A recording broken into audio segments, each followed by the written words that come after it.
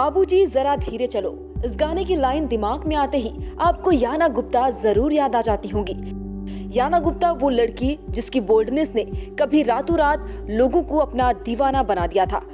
हालांकि इसी बोल्डनेस की वजह से कई विवाद भी रहे, लेकिन इसके बावजूद याना की फैन फॉलोइंग पर कोई असर नहीं पड़ा और याना गुप्ता लोगों के दिल और दिमाग में छा गई। एक वक्त तक याना गुप्ता ने मॉडलिंग से लेकर मशहूर आइटम सॉन्ग्स तक अपनी सुंदरता के झंडे गाड़े, लेकिन धीरे धीरे याना बॉलीवुड और चमक भरी ग्लैमर की दुनिया से दूर होती चली गई। याना गुप्ता ने अपनी बोल्डनेस से साल 2000 और अगले कुछ शुरुआती सालों में खूब धूम मचाई थी। खास तौर पर युवा वर्ग उनका फैन हो गया था। हालांकि एक दशक पूरा होते होते याना के पास काम की कमी रहने लगी। साल 2011 में याना ने चलो दिल्ली और मर्डर 2 के गानों में वापसी करनी चाहिए, लेकिन अपनी पहले जैसे छाप छोड़ने में असफल रही। इस दौरान याना ने टीवी इंडस्ट्री की ओर रुख किया और वहां फियर फैक्टर और झलक दिखला जा में दिखाई दी, लेकिन इसके बाद याना गुप्ता भी बिल्कुल दिखना बंद हो गई। हालांकि याना ने इस दौरान एक किताब भी लिखी थी जो काफी चर्चा में रही थी। जब याना का करियर नीचे जाने लगा तो उनकी दिलचस्पी योग और मेडिटेशन में बढ़ गई। याना गुप्ता का पूरा नाम याना सिनकोवा था।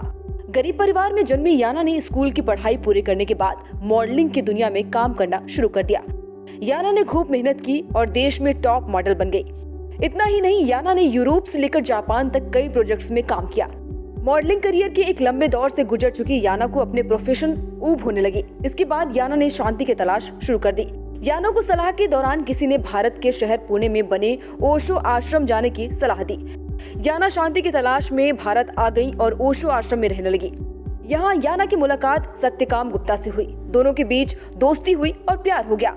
याना ने भी भारत को ही अपना घर बनाने का फैसला लिया। याना ने सत्यकाम से शादी की और याना सिनकोवा अब याना गुप्ता बन गई। सत्यकाम बॉलीवुड में सक्रिय थे, इसीलिए उन्हें यहाँ काम करने की सलाह दी गई। याना ने भारत में भी मॉडलिंग करने का फैसला लिया। यहाँ पर याना ने काम की तलाश की और काम करना शुरू कर दिया। अब याना गुप्ता बीते कुछ सालों से फिल्मों से दूर है। आखिरी बार याना को साल 2018 में फिल्म दशहरा में देखा गया था। फिलहाल बताया जाता है कि याना मुंबई में ही है और पिछले 1-2 सालों से किसी म्यूजिक एल्बम के लिए काम कर रही हैं। चकाचौंध से याना एकदम दूर है और कहीं किसी इवेंट में भी नजर नहीं आती है। इस वीडियो को लेकर आपकी क्या राय है, कमेंट बॉक्स पर जरूर बताएं। साथ ही साथ देश दुनिया की तमाम और छोटी और बड़ी खबरों की जानकारी के लिए बने रहें न्यूज़ नेशन के साथ।